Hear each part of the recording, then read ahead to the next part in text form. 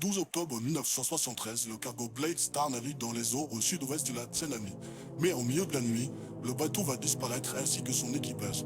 De nombreuses recherches seront alors lancées pour retrouver le bateau, mais aucune d'entre elles n'aboutira. Vous pensez alors que ce naufrage est simplement dû à un accident, mais vous vous trompez. Sa cause, comme la cause de bien d'autres naufrages, vous est en réalité cachée, mais alors par qui et pourquoi? C'est ce que nous allons vous expliquer.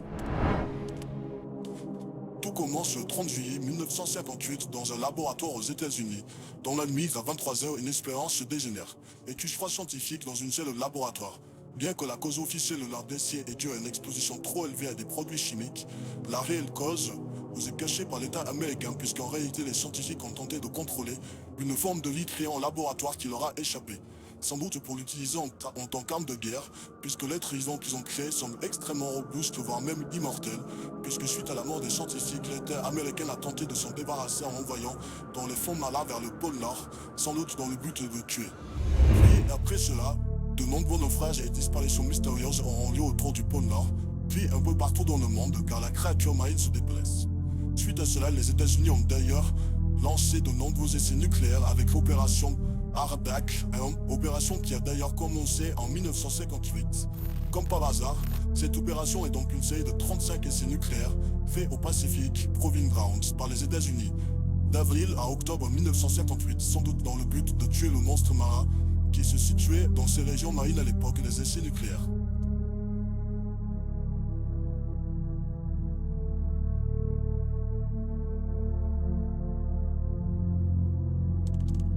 Suite à cela, d'autres essais nucléaires auront lieu, mais dans d'autres régions, celles où la créature s'y est déplacée.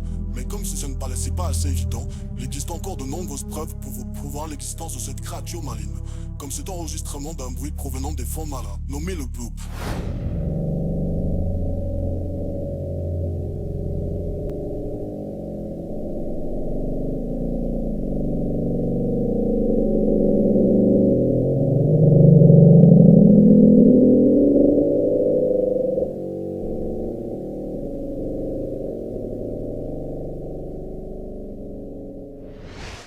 L'origine de ce son est encore soi-disant inconnue, mais la réalité est qu'elle appartient à ce monstre marin. De plus, sur Google Maps, cette impressionnante masse noire a été repérée. Elle est bien trop grande pour que ce soit un rocher, d'autant plus qu'il n'y en a aucun près de cette grande masse noire. Elle y est également bien plus grande que n'importe quelle espèce aquatique connue actuellement.